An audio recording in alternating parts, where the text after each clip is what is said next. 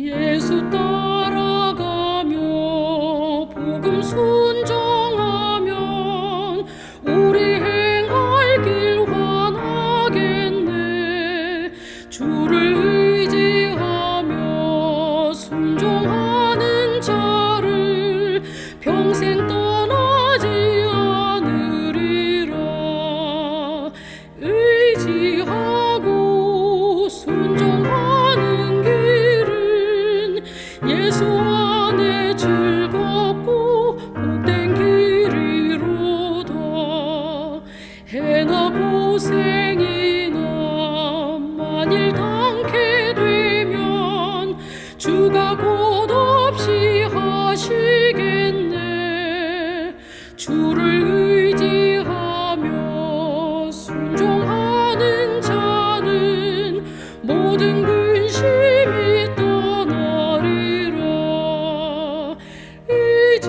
의지하고 순종하는 길은 예수 안에 즐겁고 복된 길이로다. 남을 돌아보고 슬픔 위로하면 주가 상급을 주시겠네. 주를 의지하며 순종하는 자는 걱정 대신에 복 받겠네. 의지하고 순종하는 길은 예수 안에 즐겁고 복된 길이로다. 주를 힘입어서 말씀 잘 배우고 다닐 때 주와 함께 하세. 주를 의지하며 항상 순종하고 명령 따라서 준행하세. 의지하고 순종하는 길은 예수 안에 즐겁고 복된 길이로다.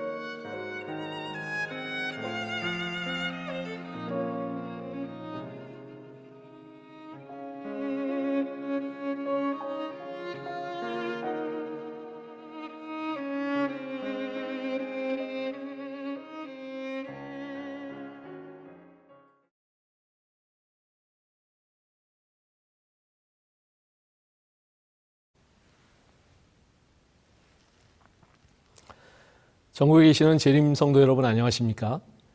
천국을 연습하는 교회, 오늘은 모든 것을 버리고 예수를 따르니라는 제목으로 말씀을 함께 나누도록 하겠습니다. 하나님의 말씀 누가복음 5장 1절부터 11절 말씀을 보시겠습니다.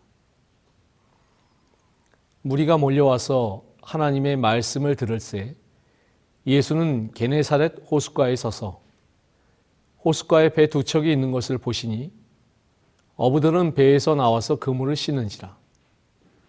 예수께서 한 배에 오르시니 그 배는 시몬의 배라. 육지에서 조금 떼기를 청하시고 앉으사 배에서 무리를 가르치시더니 말씀을 마치시고 시몬에게 이르시되 깊은 데로 가서 그물을 내려 고기를 잡으라. 시몬이 대답하여 이르되 선생님, 우리들이 밤이 새도록 수고하였을 때 잡은 것이 없지만은 말씀에 의지하여 내가 그물을 내리리이다 하고 그렇게 하니 고기를 잡은 것이 심이 많아 그물이 찢어지는지라. 이에 다른 배에 있는 동무들에게 손짓하여 와서 도와달라 하니 그들이 와서 두 배의 채움에 잠기게 되었더라.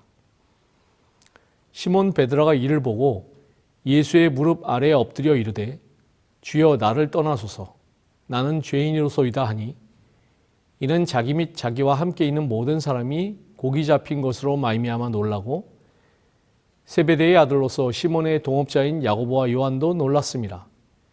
예수께서 시몬에게 이르시되 무서워하지 말라. 이제후로는 내가 사람을 취하리라 하시니 그들이 배들을 육지에 대고 모든 것을 버려두고 예수를 따르니라. 성도님들은 낚시를 해보신 적이 있으십니까? 낚시를 해보신 성도님들은 누구나 그러시겠지만 낚시를 하러 갈 때에는 낚싯대와 채비를 준비하면서 많은 물고기를 낚는 모습을 기대하실 것입니다. 그렇게 어망 가득 물고기를 잡아야 기분도 좋고 마음도 풍성해집니다. 그런데 꾼 중에 꾼이요. 꾼을 넘어서 프로인데도 불구하고 물고기를 못 잡아 허탈한 한 사람의 이야기를 우리는 오늘 성경 말씀 가운데 살펴보고자 합니다. 갈릴리 지역의 산업들 가운데서 어업이 차지하는 비중은 매우 컸습니다. 어업은 당시 갈릴리의 가장 크고 중요한 산업이었습니다. 이는 전적으로 호수에서 나는 물고기들이 지닌 가치 때문이었습니다. 고대에는 물고기, 특히 가공되지 않은 신선한 물고기는 일반인들이 쉽게 손에 넣기 어려운 매우 값나가는 식재료였습니다. 오늘날과 같은 운송수단이나 냉장시설이 갖추어져 있지 않은 이 당시에는 예루살렘에서 살아있는 생선을 구하는 것은 굉장히 어려운 일이었습니다. 그래서 일반인들이 가장 널리 먹을 수 있었던 생선은 가공된 형태의 것이었습니다. 요한복음 6장 9절에 보시면 여기 한 아이가 있어 보리떡 5개와 물고기 2마리를 가지고 있나이다. 그러나 그것이 이 많은 사람에게 얼마나 되겠사옵나이까? 라는 그런 말씀이 있습니다. 이 말씀은 우리가 잘 아는 오병이어의 기적 이야기입니다. 여기서 5,000명이 나누어 먹은 2마리의 생선, 이 생선의 정체가 무엇일까요?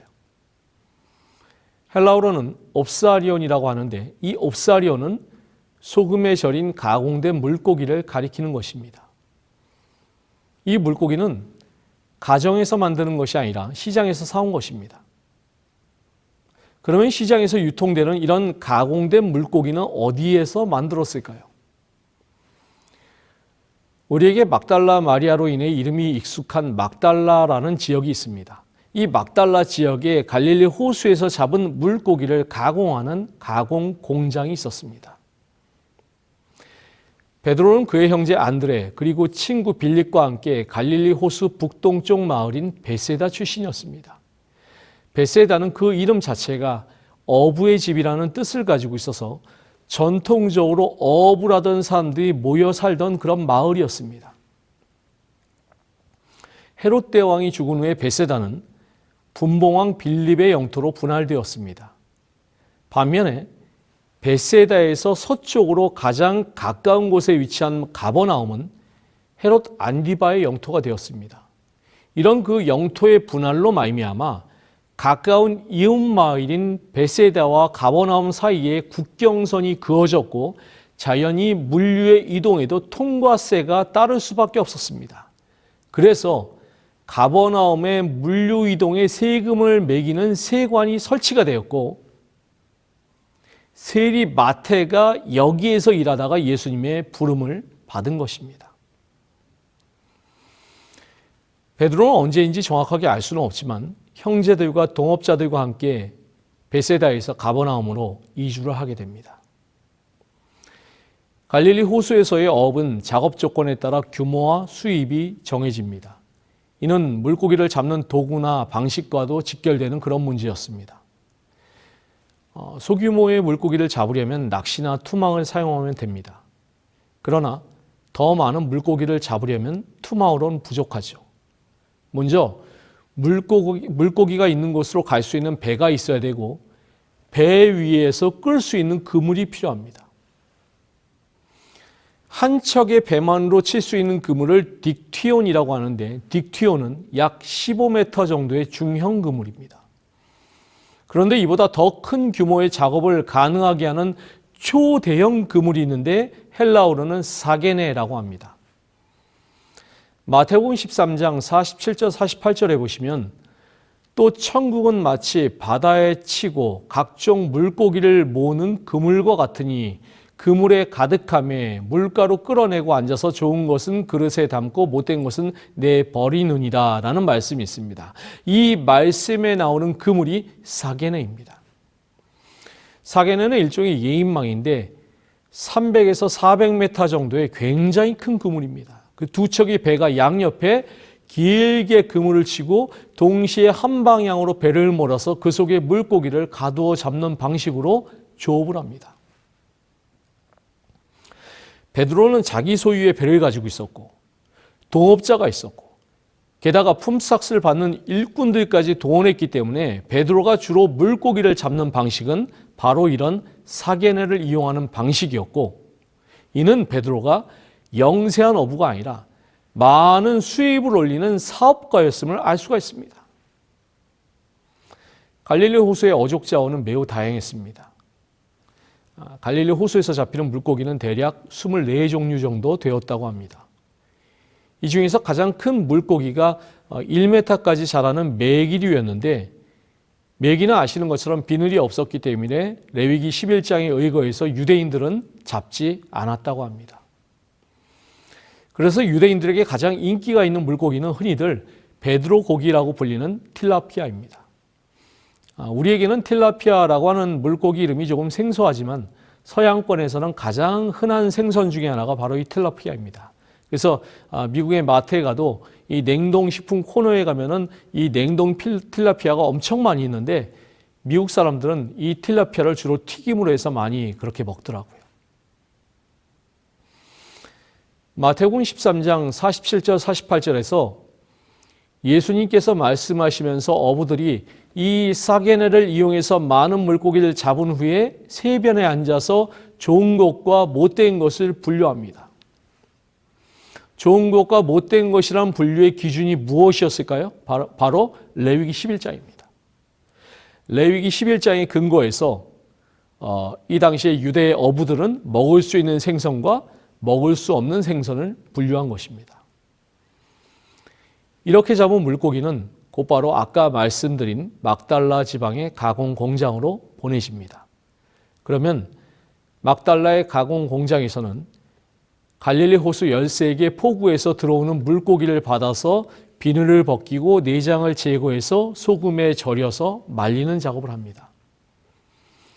이렇게 해서 만들어진 절인 생선은 이스라엘 전역으로 유통이 되고 여러 지역으로 수출도 하는데 멀리는 로마에까지 보내졌다고 합니다. 이렇게 갈릴리 호수 유역의 어업은 이 지역의 경제의 중심축이었고 전문적인 어부들은 이를 통해서 많은 수입을 거두고 있었습니다.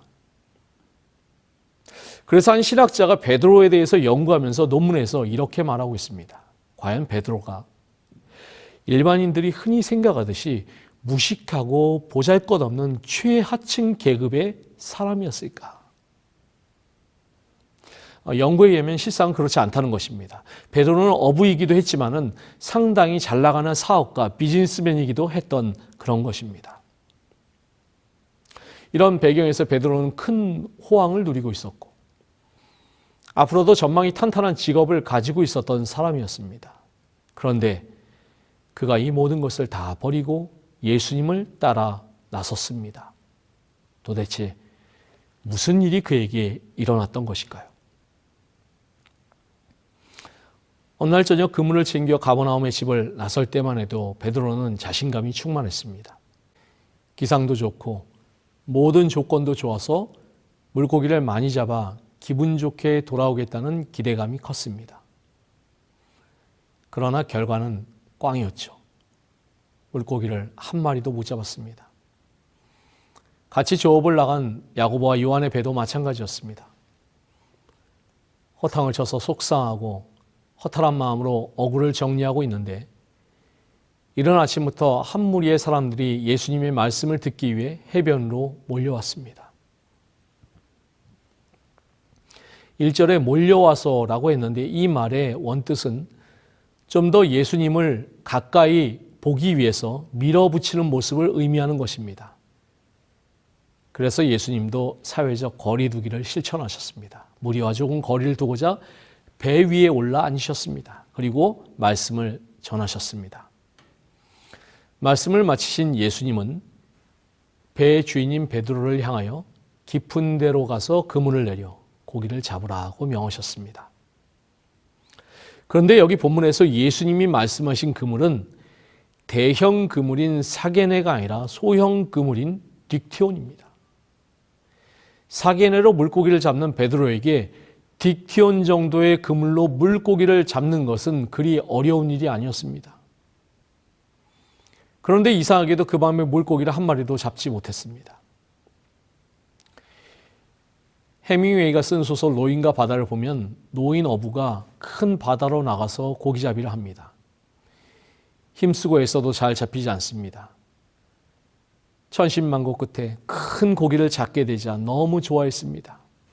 큰 물고기를 배에 달아 폭으로 가져오는데 도중에 상어떼가 달려들어 그 살점을 다 뜯어먹습니다. 항구에 도착해 보니까 앙상한 뼈만 남게 됩니다. 작가는 그런 상황에서도 의지를 굽히지 않는 휴머니즘을 강조했다고 하지만 저는 그 모습을 보면서 인생의 허물을 느끼게 됩니다. 아무리 열심히 애를 쓰고 사투를 하며 살아도 결국에는 뼈다귀밖에 남지 않는 그런 허무입니다. 늘 사게네로 많은 물고기를 잡던 베드로가 딕티온으로도 물고기를 못 잡으니 그 마음이 얼마나 허탈했을까요? 이 대자연 앞에서 인간은 작고 하찮은 존재일 뿐입니다. 아무리 오랜 세월 물고기 잡는 일에 잔뼈가 굵었다고 하지만 결국에는 작고 연약한 인간입니다. 그런데 그렇게 마음이 허탈해 있을 때 갑자기 예수라는 자가 다시 딕티온을 가지고 나가서 물고기를 잡으라고 하니 베드로가 볼 때에 참 얼마나 가소롭겠습니까? 이 물고기 잡는 사람들은 자리에 굉장히 민감합니다. 예전에 그 왕초보 인재가 이 소 뒷걸음질 치다가 쥐잡는 격으로 고기를 낚았던 적이 있습니다. 그래서 잡은 고기를 어망에 놓고 다시 돌아와 보니까 그 여러 명의 낚시꾼들이 제자리에 와서 제가 낚싯대를 내렸던 곳에 동시에 다 낚싯대를 내리고 있었습니다. 아마도 저기에서 물고기가 나오니까 저 자리가 명당인 것 같다라고 생각되니까 다 몰려든 것 같습니다. 이렇게 물고기 잡는 사람들은 자리에 민감하고 날씨에 민감하고 물때 같은 그런 것들에 민감한데 방금 큰 실패를 하고 온 전문 어부에게 도로 같은 배를 타고 나가서 같은 그물로 같은 자리에 던지라고 하니 그게 말이 되겠습니까? 베드로가 그러고 싶은 마음이 전혀 없었습니다. 이 프로의 오랜 경험상 다시 나가도 도저히 물고기를 잡을 가능성이 없었기 때문입니다. 하지만 베드로는 전문 어부로서의 자기의 의견을 버리고 예수님의 말씀에 순종합니다. 5장 5절 말씀입니다. 시몬이 대답하여 이르되 선생님, 우리들이 밤이 새도록 수고하였을 때 잡은 것이 없지만은 말씀에 의지하여 내가 그물을 내리리이다. 이 말씀을 보면 베드로가 예수님의 말씀에 의지하여라고 했습니다. 이 말씀의 원어적인 의미를 살펴보면 당신의 그 말씀에 의거하여라는 그런 뜻입니다. 막연한 말씀이 아니라 지금 하신 예수님의 바로 그 말씀이 자신의 행동을 주장하고 있다는 것입니다. 예수님의 입의 말씀과 베드로의 손의 행위가 마치 하나인 것처럼 일치가 되는 것입니다. 그리고 그 결과는 놀라운 것이었습니다. 밤새 한 마리도 보이지 않던 물고기들이 그물 가득하게 들어왔고 그 무게를 견디지 못해 결국 그물이 찢어질 정도가 되었습니다. 당시에 그물은 오늘날처럼 튼튼한 합성 재질로 만든 것이 아니었기 때문에 무게를 견디는 데 한계가 있었습니다. 베드로는 얼른 다른 배의 동료들에게 신호를 보내 도움을 요청합니다. 그렇게 해서 잡은 물고기가 두 배에 가득하게 되었습니다. 그리고 이 순종의 경험이 베드로를 완전히 바꾸어 놓았습니다. 그는 생전 처음 자신의 불가능을 가능으로 바꾸는 믿음의 세계, 순종의 세계를 경험하게 된 것입니다. 이 놀라운 경험과 함께 베드로는 예수님을 보는 그 눈이 달라졌고 또한 자신을 보는 눈이 달라졌습니다. 이런 기적적인 사건 후에 베드로는 예수님 앞에 엎드려서 주여 나를 떠나소서 나는 죄인으로소이다 라고 말합니다. 우리는 베드로가 이때 예수님을 부르는 호칭이 바뀌었다는 사실을 주목해 볼 필요가 있습니다. 앞서 5절에서 예수님이 이치에 맞지 않는 요구를 하실 때까지만 해도 베드로는 예수님을 선생님이라고 불렀습니다. 이 말의 헬라어 원어를 보면은 당시의 사회에서 일반적으로 사용하는 그런 경어였습니다. 제가 가장 많이 불리는 호칭이 두 가지가 있습니다. 교회 안에서 불리는 명칭은 당연하게도 목사님입니다. 어딜 가나 저에게 목사님이라고 그렇게 불러주십니다. 그러면 교회 밖에서 가장 많이 불리는 명칭이 무엇일까요? 바로 사장님입니다. 어느 정도 나이가 드니까 이제 어딜 가면 참 사장님 소리를 많이 듣습니다. 저는 사장인 적이 평생 단 한 번도 없는데 저보러 다 사장님이래요. 우리나라에 사장님이 얼마나 많을까요? 베드로가 처음에 예수님을 선생님이라고 부른 것은 이와 같은 것입니다. 우리식으로 하면 사장님, 우리가 밤새 해봤지만 안 됩니다, 사장님. 이렇게 이야기한 것입니다. 그런데 놀라운 경험을 한 후에는 그 호칭이 주님으로 바뀌었습니다.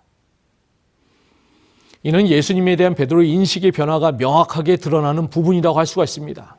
아울러서 베드로는 자신을 죄인이라고 불렀습니다.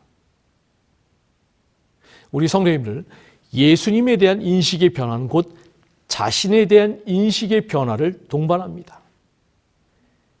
베드로가 갑자기 자신을 죄인으로 인식한 것은 하나님의 영광 앞에 선 이전에 성경의 많은 선조들이 보였던 모습과 같은 그러한 것이었습니다.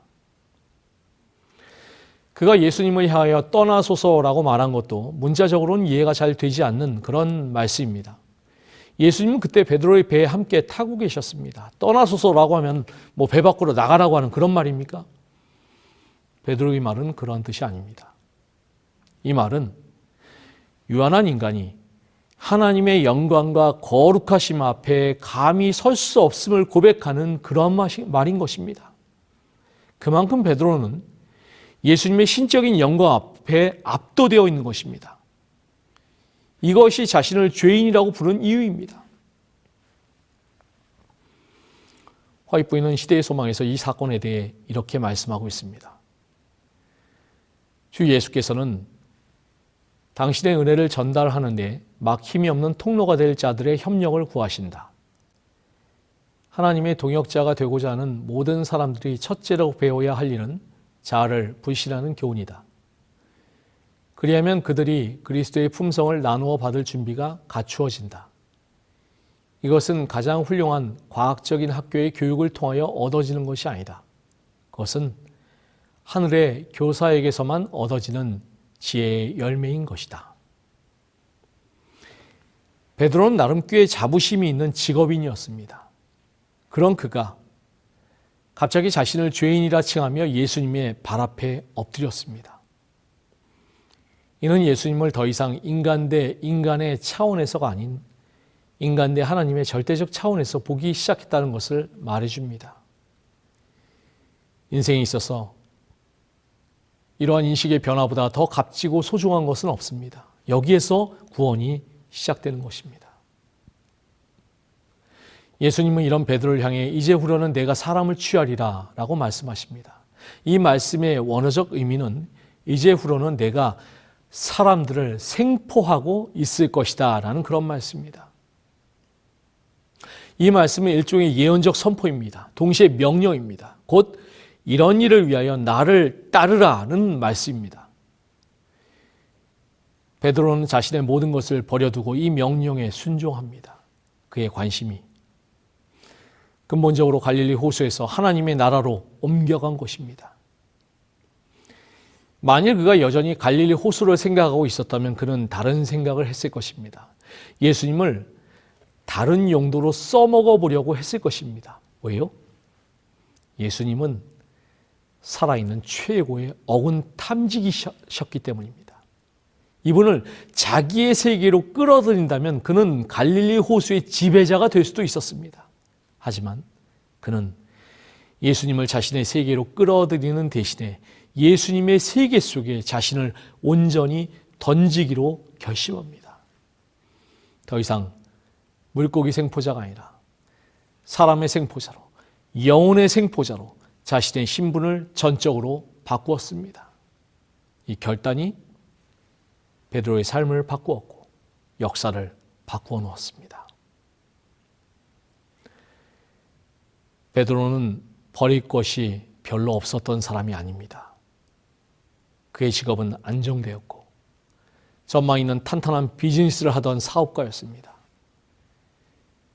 그러나 그는 이전에 소중히 여기던 그 모든 것보다 더 근본적이고 더 소중한 것을 발견했습니다. 갈릴리 호수의 그 물고기밖에 볼 줄 몰랐던 그의 눈이 이제는 온 세상을 아우르는 하나님의 나라로 넓혀진 것입니다.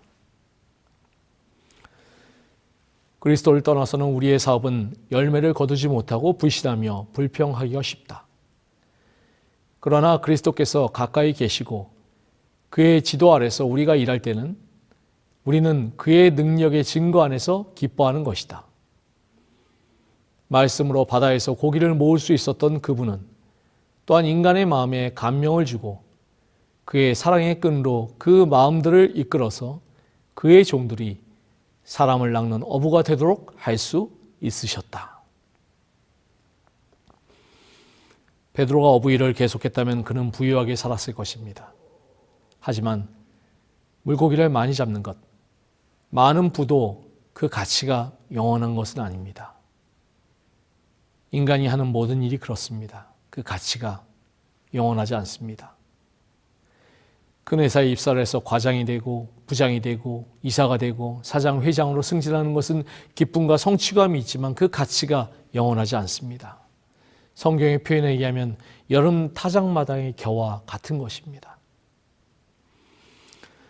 베드로는 지금 세상에서 더 잘 나갈 수 있는 기로에서 주님의 부르심을 받았습니다. 그리고 그 부르심에 응답합니다. 나와 함께 일을 하지 않을래? 무슨 일을 하라고 하십니까? 영원토록 가치 있는 일, 영원토록 아름다운 일, 하나님의 영광을 높이는 일, 칭찬과 존귀를 이어받을 일을 하라고 부르십니다. 예수님께서 이 땅에 오신 목적, 죽어가는 영혼을 살리는 일에 동참하라고 부르십니다. 누가 이 제안을 거절할 수가 있을까요? 노년의 베드로는 훗날 자신의 경험을 회고하며 이런 고백과 권면을 합니다. 베드로전서 2장 9절 말씀에 오직 너희는 택하신 족속이요 왕같은 제사장들이요 거룩한 나라요 그의 소유된 백성이니 이는 너희를 어두운 데서 불러내어 그의 기이한 빛에 들어가게 하신 자의 아름다운 덕을 선전하게 하려 하심이라. 이것이 베드로가 부름을 받은 목적이었고 주님을 따르는 이들이 부름받은 목적입니다. 저는 세상에서 우리가 하는 일들을 다 외면하거나 무가치한 것으로 여기라는 뜻에서 말씀을 드리는 것이 아닙니다. 가장 가치 있는 일, 주의 백성으로서, 주님의 제자로서 저희를 부르신 가장 가치 있는 그 일에 우리가 좀 더 집중을 하는 것이 주님의 제자의 본분인 것입니다. 아프리카 짐바브웨에 스티븐 롱구라는 선교사가 있습니다. 그는 50세의 아버지와 14살 그 어머니 사이에 태어났습니다. 아버지는 가출을 밥 먹듯이 하고 어머니는 술 없이는 못 사는 여자였습니다. 이처럼 엉망인 가정에서 그가 뛰쳐나왔습니다. 고아원과 닭장과 빈민촌을 전전했습니다. 쓰레기통을 뒤져서 음식을 먹고 엄마의 사랑이 그리워서 눈물을 흘렸습니다. 가출한 아이들과 함께 지내면서 나쁜 것을 배웠습니다. 세상에 대한 분노로 가득 찬 그가 검은 그림자라는 갱단을 조직했습니다.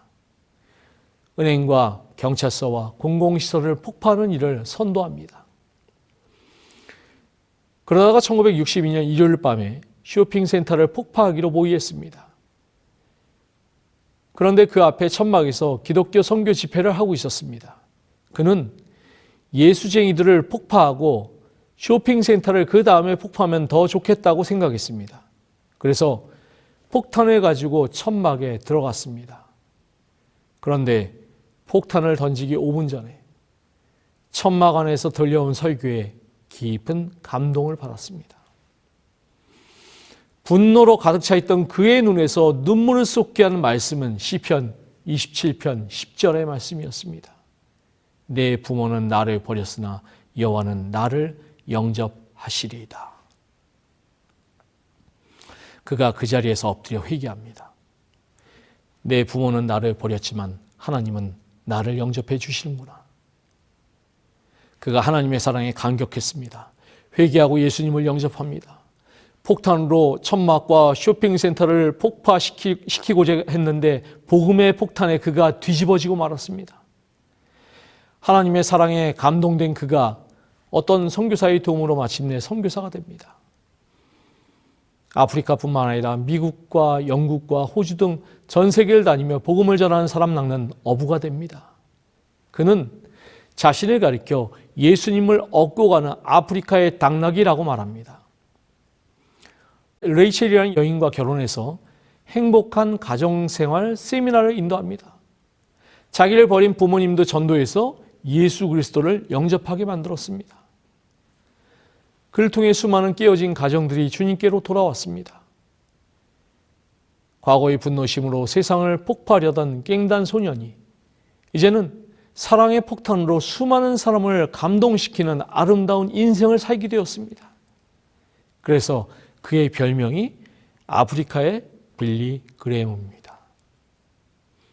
그는 평생을 아프리카의 복음화를 위해서 애쓰다가 지난 2021년 1월 18일에 80세의 일기로 코로나 합병증으로 잠들었습니다. 한 사람을 구원해서 살리는 사람 낚는 어부의 인생이 얼마나 귀합니까? 주님은 우리 한 사람 한 사람을 죄에서 구원하기 원하십니다. 그리고 이 시대에 사람 낚는 어부로 쓰시길 원하십니다. 이제후로는 내가 사람 낚는 어부가 되리라. 스펄전 목사의 일화입니다. 그가 어느 집회에 가서 말씀을 전했습니다. 그 시간에 큰 은혜를 받은 한 남자가 그에게 선교에 헌신하고 싶으니까 선교 단체를 소개해달라고 요청을 했습니다. 그러자 스펄전 목사님이 이렇게 질문합니다. 당신의 직업이 무엇입니까? 저는 증기기관차 기관사입니다. 당신의 동료들은 구원받았나요? 아직 구원받지 못했습니다. 제가 미처 전도하지 못했습니다. 그러면 가서 그 사람들에게 먼저 복음을 전하십시오. 그 후에 하나님이 계속 당신을 부르셔서 거부할 수 없으면 그때 다시 오십시오. 그때 선교단체를 소개해 드리겠습니다. 이 이야기는 우리에게 소명이 무엇인지 일깨워주는 이야기입니다. 사람 낚는 어부가 되는 것은 반드시 머나먼 땅끝 선교지에서만 가능한 일이 아닙니다. 내가 사는 이곳에서 내가 매일 만나는 사람들에게 그 자리에서 사람 낚는 어부의 소명을 시작해야 하는 것입니다. 이 예배 시간이 지나면 우리는 다시 세상으로 돌아갑니다. 하지만 세상에 속해 살아가더라도 그들과 똑같은 삶을 살지 마시길 바랍니다. 우리가 인생의 바다에서 얼마나 열심히 그물질을 하셨습니까? 혹시 헛그물질이 아니었는지 곰곰이 생각해 보시기 바랍니다. 그리고 예수님을 만난 베드로처럼 말씀대로 살아 승리의 기쁨을 누리시기 바랍니다. 더 나아가서 소명을 발견함으로 인생의 보람을 맛보며 살아가시길 바랍니다. 이 땅이 전부인 것처럼 살지 마시기 바랍니다. 직장을 통해 물질적인 필요를 채우는 것이 전부라고 생각하지 마시길 바랍니다. 마치 배와 그물로 물고기만 잡다 죽을 사람처럼 살지 마시길 바랍니다.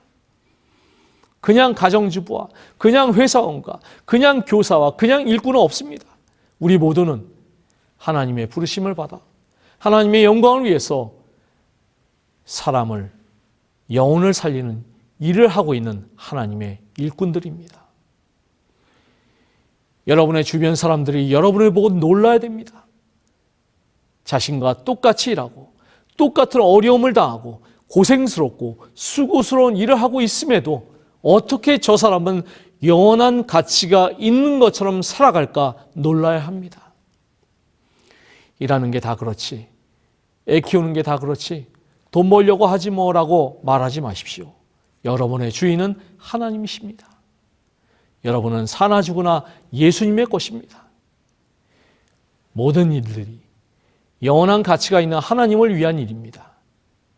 그것을 깨닫고 잊지 마시기 바랍니다.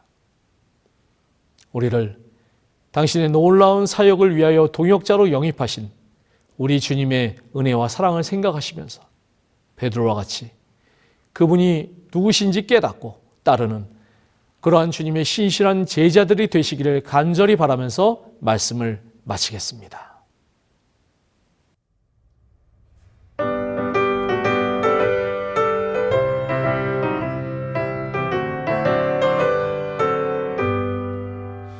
내가 매일 기쁘게 순례길에 행함은 주의 팔이 나를 안보함이요 내가 주의 큰 복을 받는 귀한 비결은 주의 성령 함께함이라 성령이 계시네 할렐루야 함께 계시네 좁은 길을 걸으며 밤낮 기뻐하는 것 주의 성령 함께함이라 전에 죄에 빠져서 평안함이 없을 때 예수 나를 위해 죽으신 듣고 그 발 아래 엎드려 그 심평 얻음은 주의 성령 함께함이라 성령이 계시네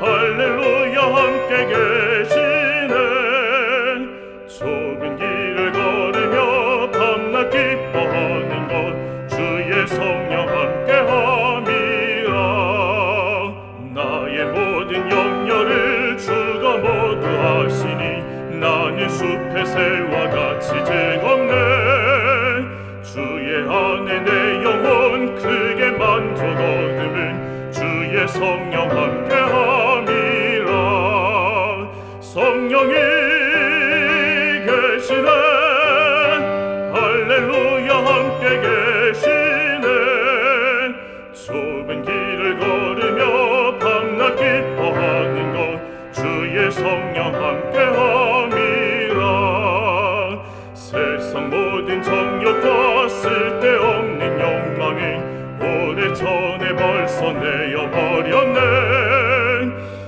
이젠 주의 가신 길 따라갈 수 있음은 주의 성령 함께함이라 성령이 계시네 할렐루야 함께 계시네 좁은 길을 걸으며 밤낮 기뻐하는 것 주의 성령 함께함이라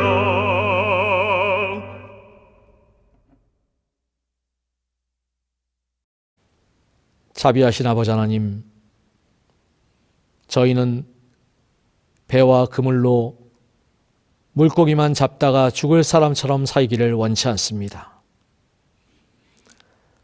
사람 낚는 어부가 되라는 주님의 명령을 온전히 따르기를 원합니다. 우리의 주인이 주님 되심을 인정하면서 주님의 부르심을 받았으니 충성되이 영혼을 주님께로 인도하는 착한 종들이 될 수 있도록 인도하여 주시옵시기를 예수 그리스도의 이름으로 간절히 기도드리옵나이다. 아멘.